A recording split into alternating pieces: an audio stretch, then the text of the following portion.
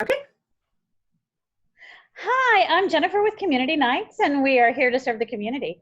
Today I have Angela York from Thrive Peninsula, and we're going to talk about what they do and how COVID-19 crisis has impacted their organization. Hey, Angela. Hey, Jennifer. How are you? I'm doing good. How are you Oh, today? good. Thank you for having me. Oh, we're so happy to do this. So tell me a little bit about Thrive Peninsula and what do you guys do? Who do you serve? So we are a faith-based nonprofit, and we assist families who are struggling financially, who've hit economically hard times.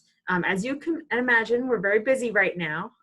We have a lot of people who are facing a hardship that they could have never expected. So we're kind of in overdrive.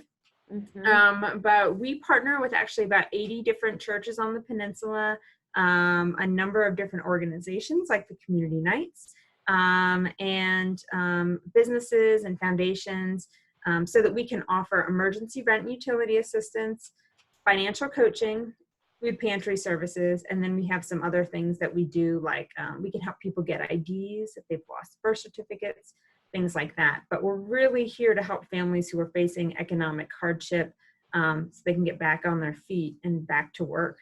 Um, so yeah, one of the main things that we do that's a little bit different from other nonprofits is that we do financial coaching.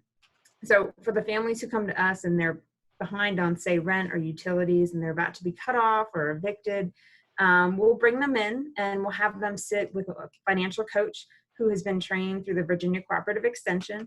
Most of our financial coaches are master financial educators, so they've taken a 20-hour course. They know how to help people with budgeting and debt relief and planning their funds out to create emergency savings. So our goal is really to meet with people and help them really get set up on the best foot for the future. So that the next time they maybe lose income or have a big unexpected bill, that they're able to overcome it by themselves. And so we help people through their hardship, but we really want to set them up for a successful future too. I think that's such an amazing approach to helping people in crisis. So, how has the COVID-19 crisis impacted the people that you serve? So Um, yeah, sorry, go ahead. no, you're good. Okay. So we primarily serve, it's called the ALICE population. So it's asset limited, income constrained and employed. So basically the working poor. But this has really brought a new set of people to us. If you think about all the folks who are restaurant workers and day laborers and temp workers and hair salon workers, I mean, there are just so many folks out there right now who are being affected by this crisis, just with loss of hours at work. And it's not their fault. You know, they couldn't have expected this. None of us could have expected something like this to happen. But a lot of these folks were previously already working and living paycheck to paycheck. So that means they didn't have a lot of money in savings. Believe it or not, about 40% of Americans don't have $400 in savings. So when we think about the folks that we're helping, it's not just those people over there. It's actually almost half of all the people in our country who don't have enough money to overcome something like a car accident where they have a huge bill they weren't expected, or they lose hours at work, just like right now. So we're actually seeing a whole new population of people who have never asked us for assistance before, but find themselves just a few dollars away from not being able to pay rent or have their electricity shut off, and they're really in crisis and they don't know where to turn. So they're actually having to go out into the community and find us and find other organizations that help, because they're not even familiar with how to do this. So we're just glad that we can be here to offer resources for them. So, you are one of the recipients of our CK COVID-19 emergency relief grant. So, how do those funds help in a time right now? So, what are you able to do with that additional funding?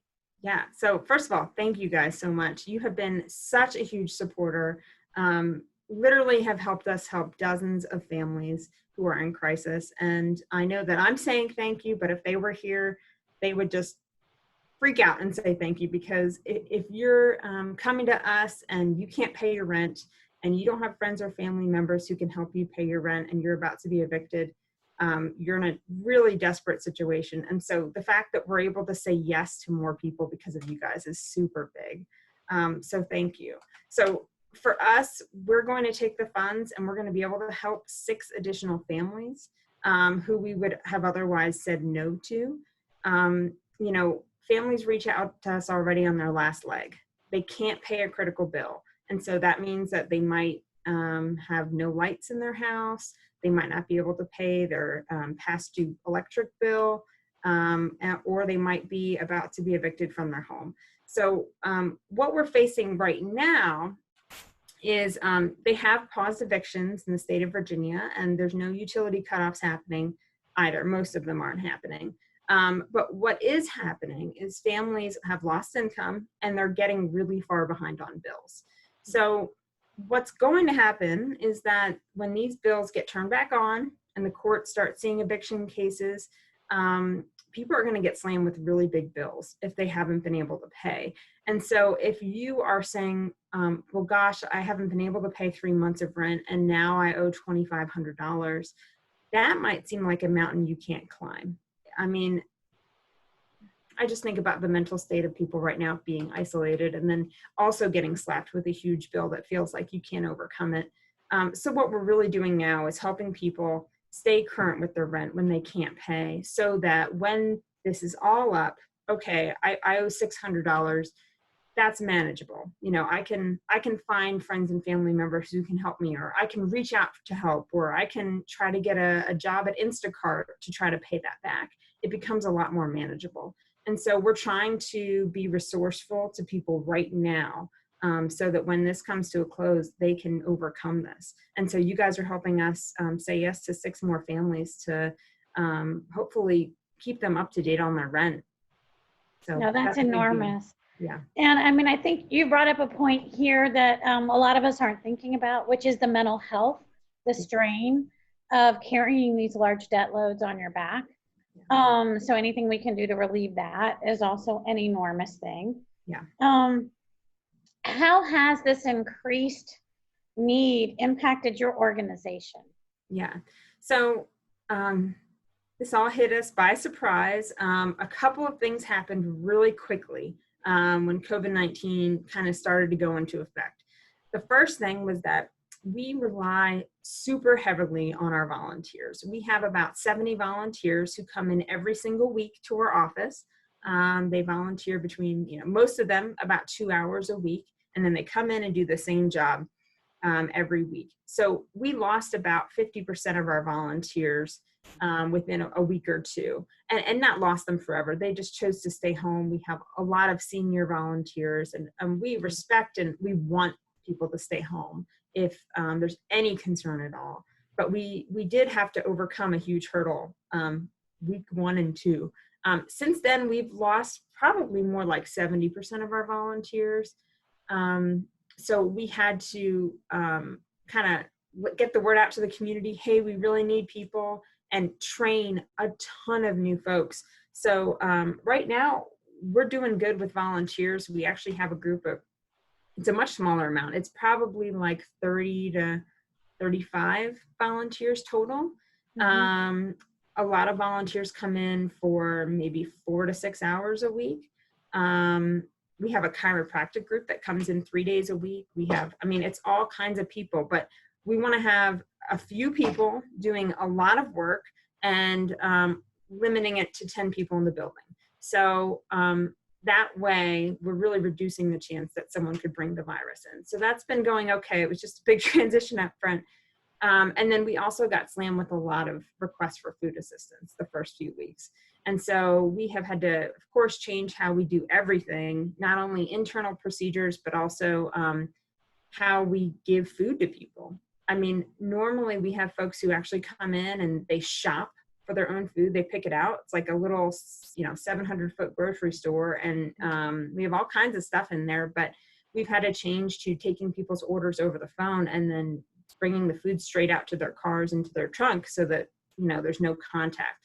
So it's just been a lot of transition all at the same time to try to figure out who's going to be doing these services, how are we going to be doing them, and what do people really need right now. So we've taken all those things into consideration, and we're just working through it. And we've actually, through our new procedures, been able to serve more people through our food pantry.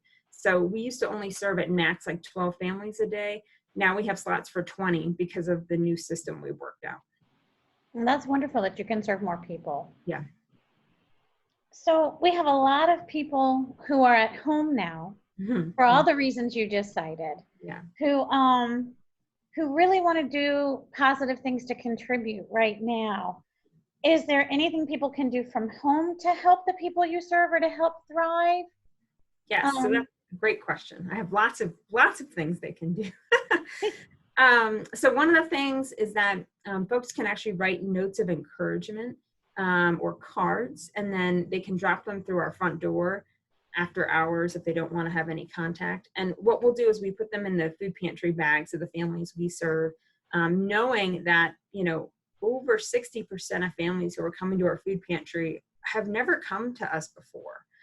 These are families who are largely being economically depressed due to this, the COVID-19 crisis. So giving us notes of encouragement to pass along to them is really helpful and encouraging.